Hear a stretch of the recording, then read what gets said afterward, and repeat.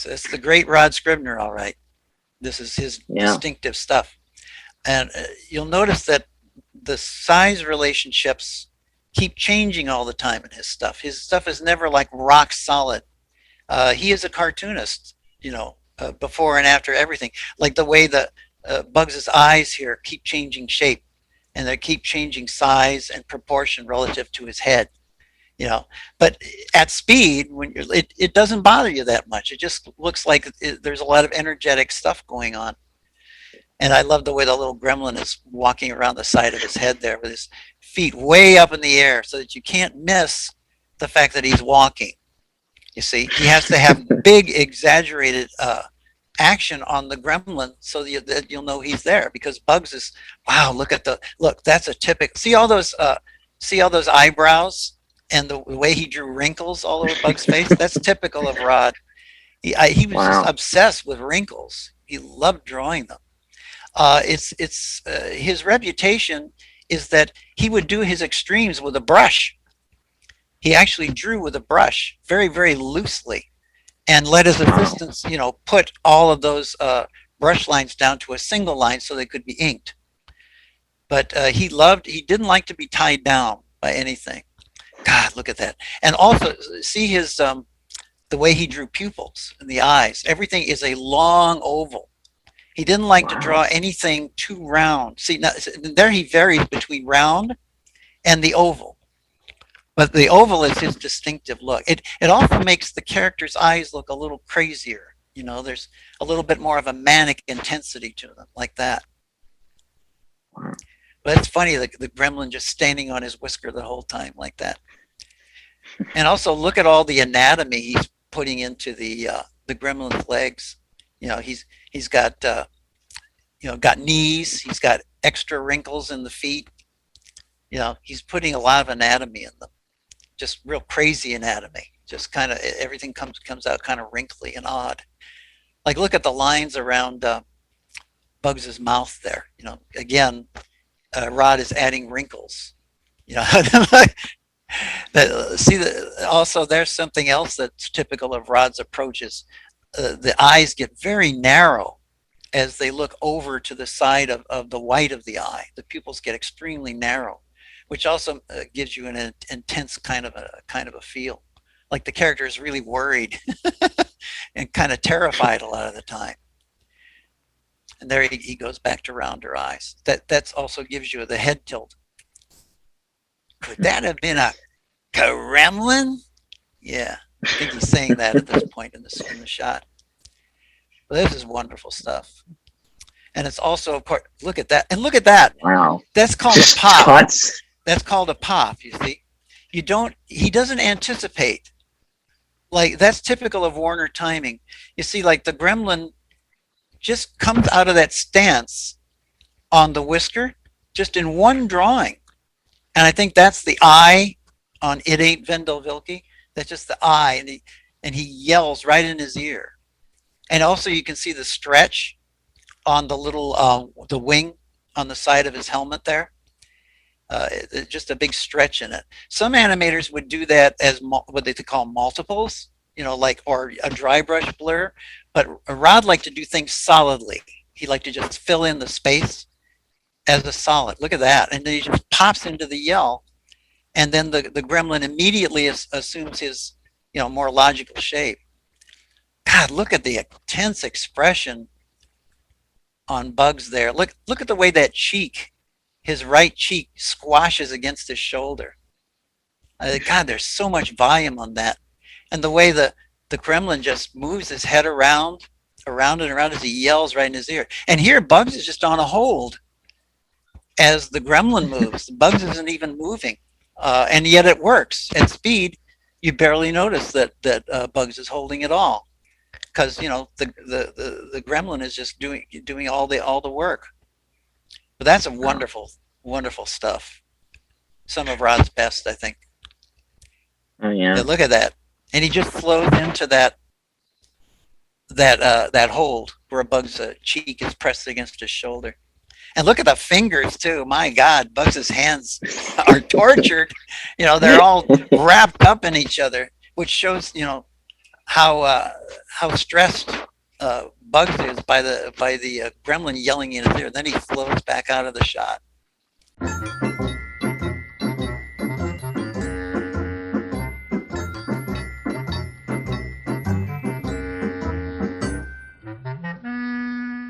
Wow. Yeah, I like the twisted way his hands are held there, you know. And there, yeah, that looks like some of Virgil's stuff, more the dry brush approach, you know, more multiples. They used to call them multiples. It's always incredible to me how these guys figured out which multiples worked for which action, because they always carry the action very well. Oh yeah, there's a big wrench. Good God, that's huge. I've never seen this one at slow speed. Wow. This is a huge dry brush. Oh my God, look at how that's abstract expressionism there. Like, look at those pointed fingers. They sure look like they could have been derived from one of Clampett's famous action sketches, or his energy sketches. Wow, God, and there's just he's using cycles and things just for a little while as Bug screams. Wow, just everything's a stretch. You know, they learned how to do that, the stretch in between and all the blurs, from studying live action film. Because when you study live action film frame by frame, it's incredible how little of it is really sharp and clear. If anybody moves at any velocity at all in front of a motion picture camera, they start to blur almost right away in any kind of rapid action. And you're astonished that when you look at a live action scene frame by frame, it doesn't seem to even make any sense sometimes. But when you see it at speed, everything just kind of falls in. It's plausible, you know? Now they're like, oh God, look at that.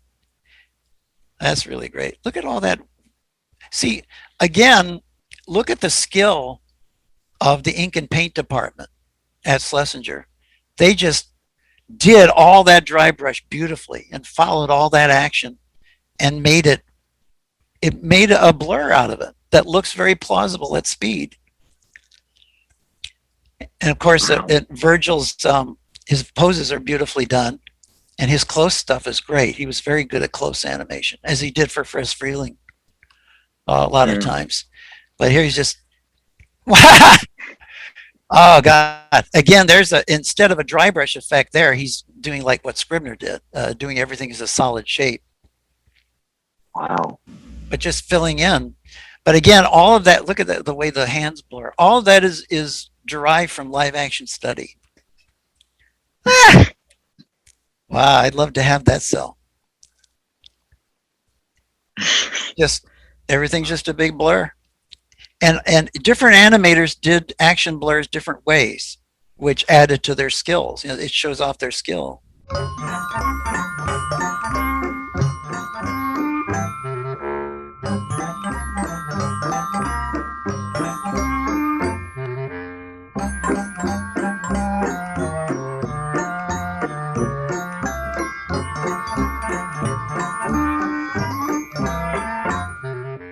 Yeah, this banana peel scene. One of my favorites.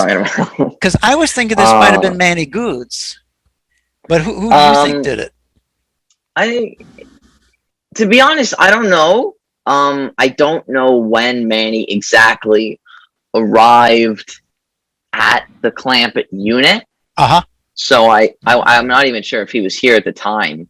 The reason I think this is Manny's is I'm judging it by that wonderful sequence he did in the McKimson cartoon, where he's imitating a Danny Kaye, and he's doing all this exaggerated foreshortening into the camera.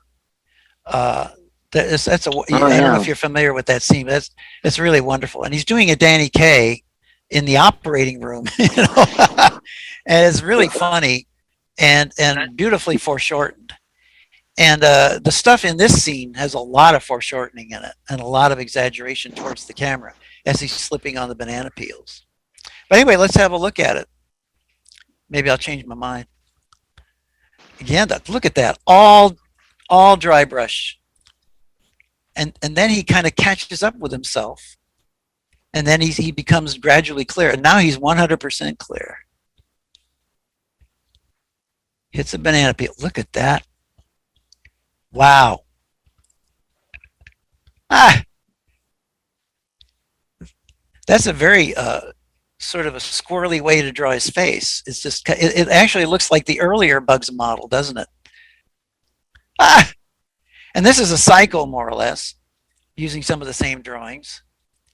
But I like how loosely he draws the head here. Oh, see, now that's what I think is Manny's, because he loved that kind of thing, that kind of foreshortening.